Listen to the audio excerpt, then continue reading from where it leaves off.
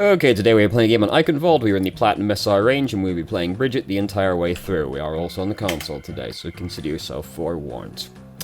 So, defending first, which is usually less terrible than attacking VoD. Still one of the worst maps in the game to attack, as far as I'm concerned. Certainly no 2CP map, but certainly not enjoyable all the same. So, here's Genji. We've got to try and get Genji, because we're playing Brigitte. Genji is harder to get than you expect as Brigitte usually, but he is still kind of hard to get. So I'd rather we didn't stun Zarya right there, because Zarya right now has no energy. She's not especially scary. I'd rather, like, go on McCree or Mercy, since they were right behind her. Instead, and they're significantly more inconvenienced getting got by Brigitte than Zarya is. And Zarya was at that point in time no real threat. Just stopped right in front of Lucio, very upsetting. He's scampering away. We could have gone on the Mercy right there. She was like pretty by herself, and her only option to get away from us would have been go closer to our teammates, which she doesn't particularly want to do either, just shield bashed into the shield. Or the shield bash into the bubble would have been a better way to phrase that. Shield bash into the bubble, you know, best avoided. Countercharged Ryan, he's upset. Now he's really fucking upset, actually.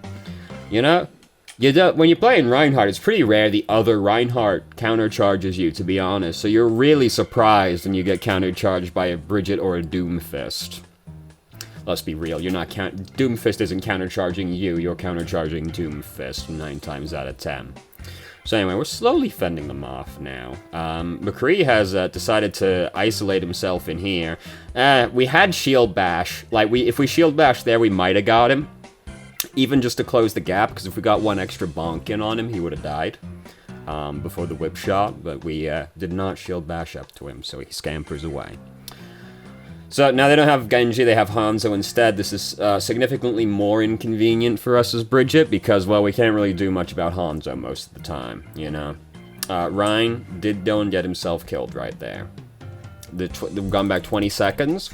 You know, I was like waiting to see that immediately. I'm always disappointed. Yeah, I'm not sure why we do, like, this big loop around the side, just to try and get a whip shot in there, I guess. Like, not really great. We just ended up spending a bunch of time doing nothing, and, like, Ryan was getting fucked up, and we weren't even there to, like, throw an armor pack on him or anything.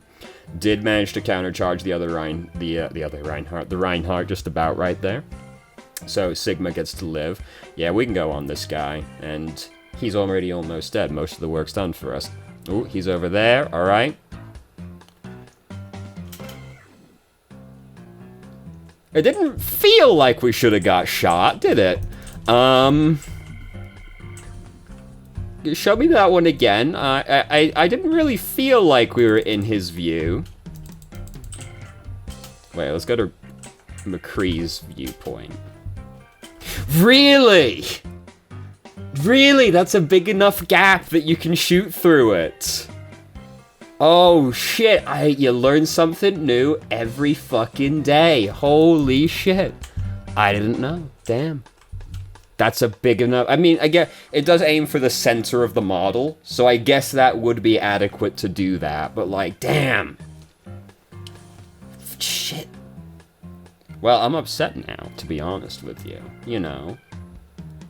It feels like the one consistency in life should be there's a piece of metal between me and him so he can't get me, but no, you have to worry about if there's a gap in the middle of it as well. To be fair, this is like probably the only place that would really come up, but I'm upset about it all the same. So, we can hear a Reaper around somewhere right now, wow. Oh no, he did get the Mercy as well. I thought he was doing that just to Junkrat. So, oh, maybe not, Ryan's, no, it's gonna be done. Just off the Earth Shatter alone over there, like, we're pretty much done. Our Ryan Earth Shattered back, but it didn't work out. Ooh. Should have shield bashed first. We already knew he was really low from the previous battle. Or the previous, like, exchange. The battle will still go ongoing. If we stun him, slap him once, whip shot him, he dies right there. He'd already taken most of his life in damage. It's not where, like, we had to do so little damage to finish him off. We want to just make sure he doesn't, like, try and make sure at least he doesn't have time to Wraith form away. He might anyway. He'd still have enough time to shield bash if he sees us coming, but we didn't need to get any hits in previously. Just try and stem as fast as possible. Here's a dragon. Bye, dragon. That's always very inconvenient, isn't it, when you have to wait to walk out of the fucking spawn because there's a dragon going by? It's terrible. Oh, there goes Ryan, charging away from the bad men. Very surprising display of self-preservation instincts from the Reinhardt. We are running Mercy Brigitte, which is fairly unfortunate healing output-wise. It's not great. Brigitte does output a surprising amount of healing if you can reliably proc Inspire. But even then, like, it's usually pretty unfortunate. The goal when you're playing Brigitte is, like, to try and proc Inspire as much as you possibly can. Ooh, got a little bit scared. Okay, he died regardless anyway. Ideally, when you're fighting Reaper, you can get, like, one slap in, stun him, slap him, and then whip shot him away, and then, like, see what he does after that, because you'll never kill him in most circumstances unless he fucks up. The goal, anyway, when you're playing Brigitte is to try and proc Inspire off whip shot as much as you possibly can. Inspire does last longer than he's fucking dead. Like, is he gonna get out? Oh my god. Oh, Zarya saved the Mercy, though. Good job, Zarya. Wow, he's gonna get up. That's upsetting. Inspire does last longer than Whip Shot's cooldown, so assuming you get, like, really good at landing it reliably, you can have Inspire going 100% of the time. You never will, obviously, but that's the goal we strive towards. Ashe, what are you doing? Like, Ashe is, like, going up there to try and, like, fight fucking Reaper like she's playing McCree. She's no fucking McCree. Would it have been worth trying to whip shot Hanzo just to try and, like, push him off the high ground, make it a little more inconvenient for him at least, you know? And if we hit him, it procs Inspire. So it's time to have this scuffle in here. Like, we'll get him. Like, it's not going to be close between a Reinhardt and somebody else who can heal the Reinhardt. But things could be going better out here. Ooh, Mercy. Shit. We didn't have anything we could use to actually stop her. Unfortunate. So now we're getting into a scuffle with Ryan. This is a very, you know, it's a spooky situation. We got pushed into him. That sucks. If you don't have your cooldowns up when Ryan is, like, closing the gap on you, it is better to just turn and run, because you do move slower going backwards, so Ryan will catch up to you. So, you know, once your cooldowns get up, you can, like, fight it out with Ryan a little bit better. But until then, you want to try and... Until your cooldowns are up, Ryan's just going to hose you, and it's not even going to be close. So, if he catches you with your cooldowns down, do just turn and run, at least until they're back up again. Because Ryan will always catch up to you if you're backpedaling away from him. Actually, I'm not sure if that's true with... So, Tracer and Genji do actually move slightly faster than everybody else. They move at 110% move speed. When you're going backwards, you move at 90% move speed. Is that true for Tracer and Genji, though? I don't know, because I know regular characters moving backwards go at 90%, but is that because it sets you to 90% movement speed, or does it take 10% movement speed away from you? I don't actually know. Please let me know if you do know. Do Tracer and Genji move at 100% going backwards, or 90% going backwards? They're the only two, as far as I know, that have a different move speed. So I just wonder, does it set you to 90, or does it take 10 away from you? What wouldn't make much difference for either of those characters being so mobile, but, you know, that would be nice trivia to be able to pull out of your pocket, right? So things are getting pretty sketchy right now. We're almost Reaper's alive again. We do want to make life difficult for him at least, but it is scary to get into a fight with Reaper. So we got Rally going, so we are, like, gonna hang on for a while, at least, you know? We're just gonna try and 2CP him right now.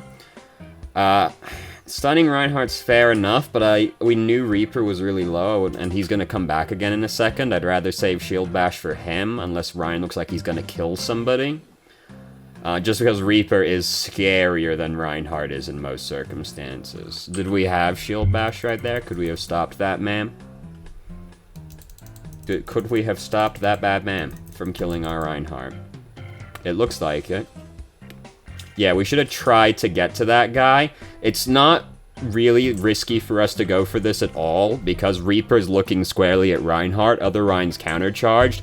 Everybody's looking at our Reinhardt right now, so, like, it's safe for us to go for that. And, like, I don't want Ryan to die, you know, just try and Shield Bash the Reaper. Reaper's coming around the left side right now. Yeah, we got Earth Shattered, so not much you can do about that one. We actually got to get back up again. Amazing. So, let's just try and, like, harass Reaper as much as we can. Okay, he's not great. He's not great. By all accounts, he should have killed us, but he didn't, and that's fantastic. Even if he did kill us, I would have considered that to be satisfactory, because we would have occupied a lot of his time while they were starting to lose the fight on the checkpoint. So even if Reaper killed us, I would have considered that to be worth it. But we lived because he was bad, which is even better.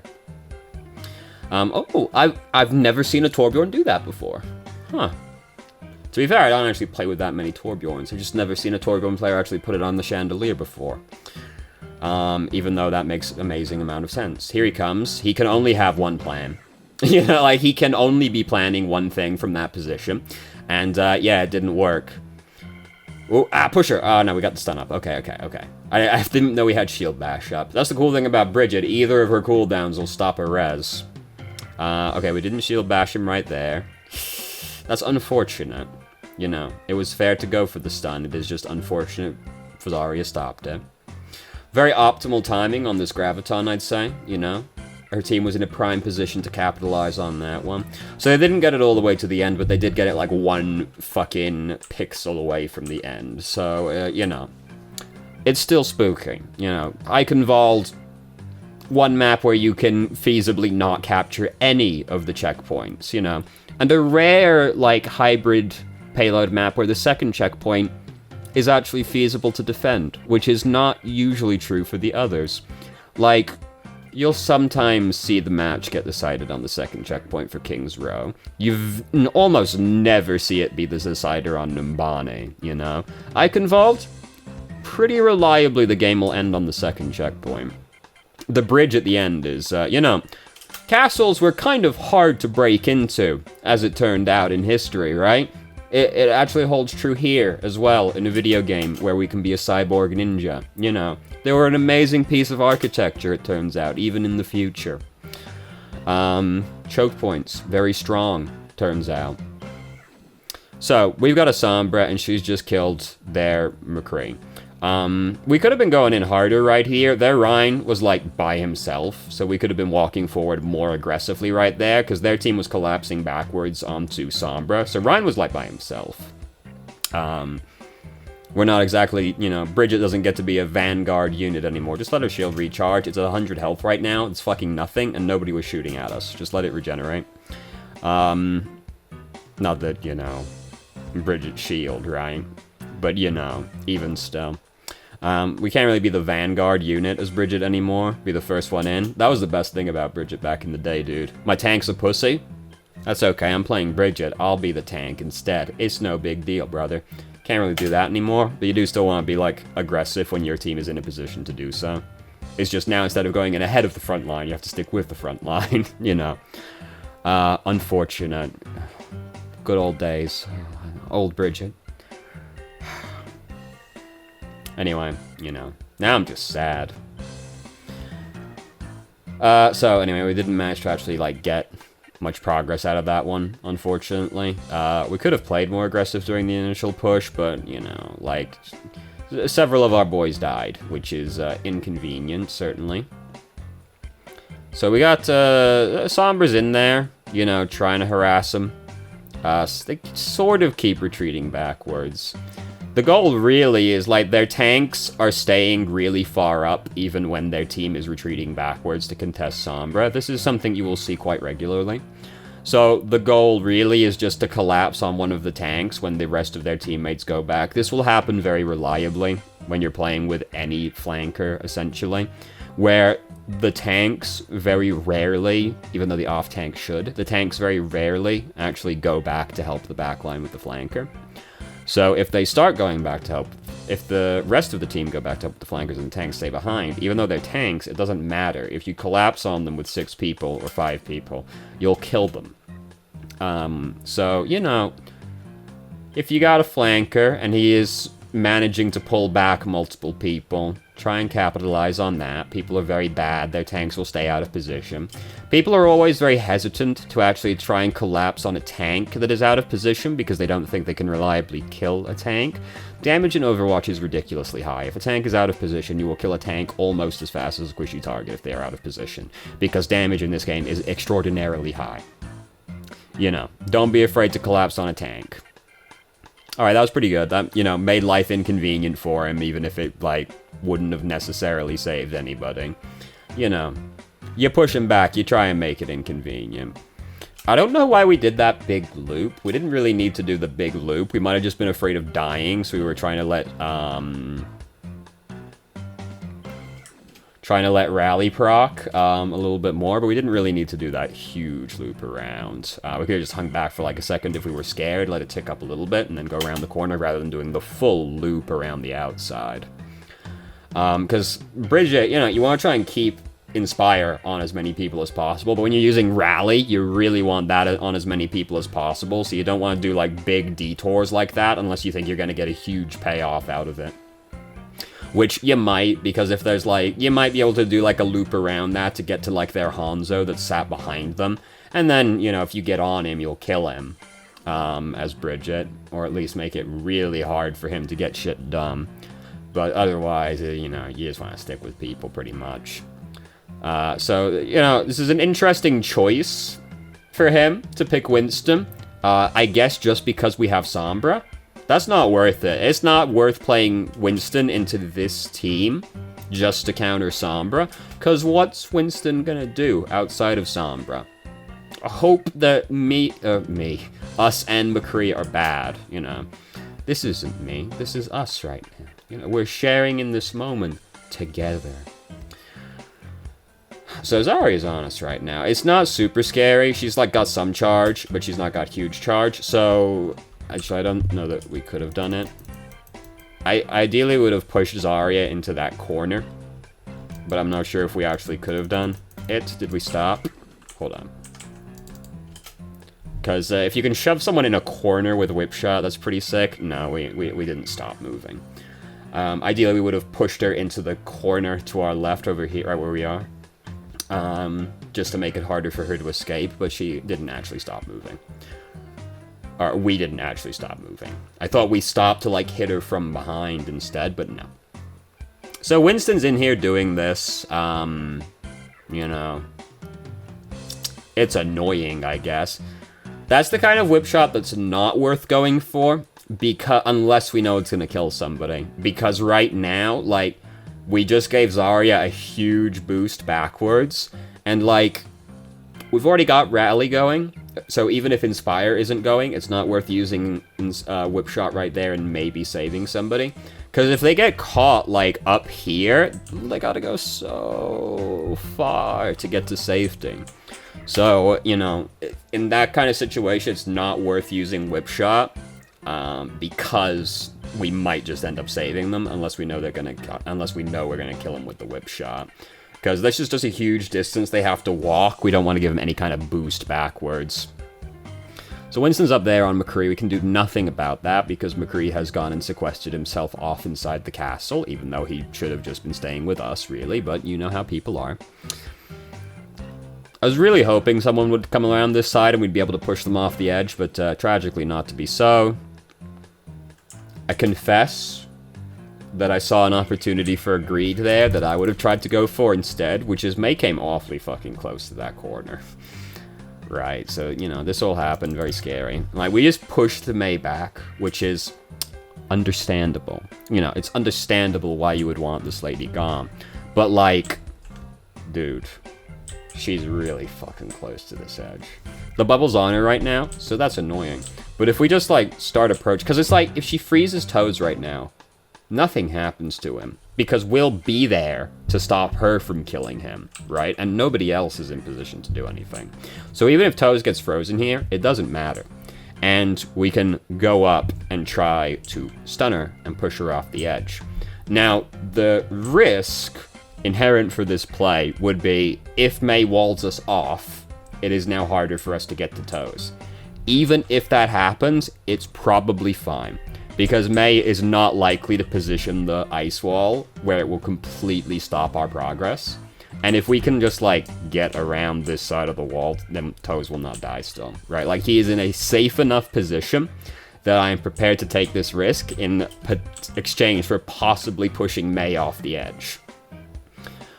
Because Mei, yo, we want that hoe dead, you know?